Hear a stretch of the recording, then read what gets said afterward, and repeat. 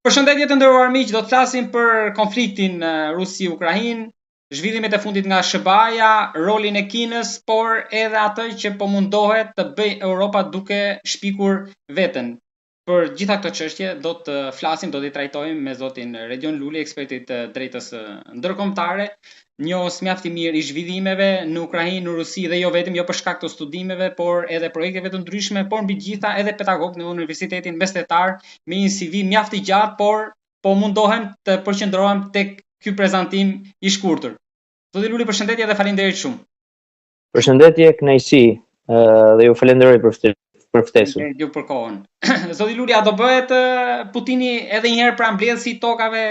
të Rusisë, a do t'i mbledhë një herë ajo që u shpërbën në 90-ën? Atëherë, ka shumë ekspertës drejtës ndërkombëtare, pak ndër ato perëndimorët kryesisht, që flasin shpesh ose cilësojnë si carin e ri të Rusisë, si atë që ka le të themi pretendime ekspansioniste për të krijuar atë që quhet Rusi e Madhe, ose rikthimin në kufijtë e perandorisë ruse kështu me radhë, ose qoftë edhe në kufijtë e Bashkimit Sovjetik. Po të referohemi zhvillimeve më të fundit, duke filluar nga 2008, mund të themi se disa mbledhje le të themi të këtyre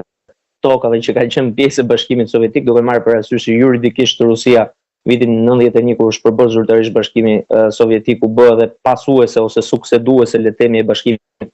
Sovjetik. Le të themi që duke filluar nga 2008 me atë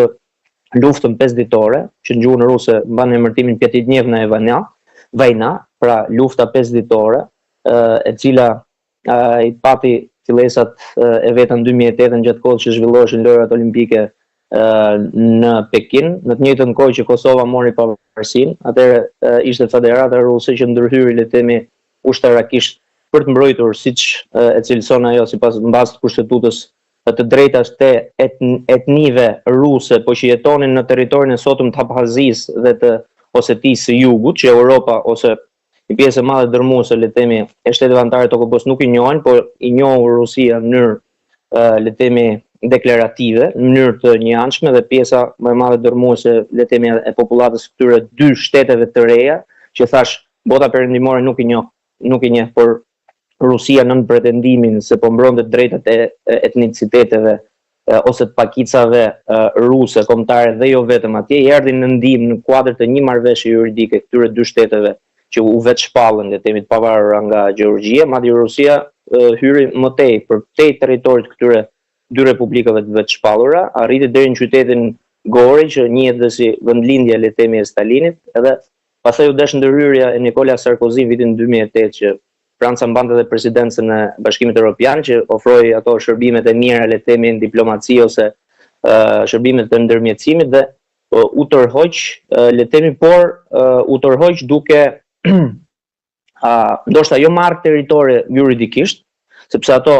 republika sot njihen nga Rusia dhe nuk di të ketë ndoshta vende përveç Nikaragvës ose disa vende që nuk është se kanë një peshë shumë të madhe në arenën ndërkombëtare, i njohin ata. Pra, në kuadër të kësaj luftës 5 ditore që mbante emërtimin operacion special ushtarak, pra e njëjta gjë që ndodh sot në Ukrainë, pra siç e cilëson juridikisht Federata Ruse, pra nuk është rasti i parë që përdoret ky term. Ky term është përdorur që në 2008 nga Federata Ruse. Tani shikojmë ndodh e njëjta gjë le të themi në Ukrainë, duke filluar nga 24 shkurti vitit 2022. Pra nën pretekstin që mbrohen etnit ruse ose ato pakica le të themi kombëtare që nuk mund quhen pakica kombëtare në Ukrainë sepse janë shtetas të Ukrainës, por kanë etni le të themi ruse në kuadër të parashikimeve kushtetuese që ka Federata Ruse, le të themi duke i ardhur ndihmë ose duke njohur në mënyrë të njëanshme pra Republikën e Donetskut dhe të Luganskut, nënshkruan me ta një marrëveshje ndërkombëtare, dhe në kuadër të kësaj marrëveshjes ndërkombëtare, kur le të themi në thonjza thirret në ndihmë le të themi në kuadër të kësaj marrëveshje, në 24 shkurt 2022 ndërhyn le të themi ushtarakisht për të mbrojtur pra popullatën ruse që ndodhen në këto dy republika të vetë shpallura, po që sigurisht nuk njihen nga Ukraina, dhe rreth 2 vite më vonë le të themi, pra gjatë vitit dytë të këtij konflikti të armatosur në Ukrainë, zyrtarisht i bën pjesë, le të themi, të subjekteve të Federatës Ruse, i bën pjesë të territorit zyrtar të Federatës Ruse. Vetëm akoma nuk e ka përfunduar këtë misionin e mbledhjes, le të themi, të këtyre tokave që i ka bërë zyrtarisht pjesë të Federatës Ruse, pasi ju e dini shumë mirë që mbetet jashtë, le të themi, një pjesë e Zaporozhës, vetë qyteti i Hersonit, pra flitet nga shumë ekspert që është marrë, po të shikoni hartën, le të themi, e luftimeve aktuale, qyteti i Hersonit është ende i paprekur, le të themi, nga kombësoria ruse dhe po bëhet rezistencë fort nga ana e ushtrisë ukrainase. Pra, deri diku mund t'ju jap drejt në atë pyetjen që thatë ju që mund përngjasoj me një të mbledhës të atyre tokave ruse.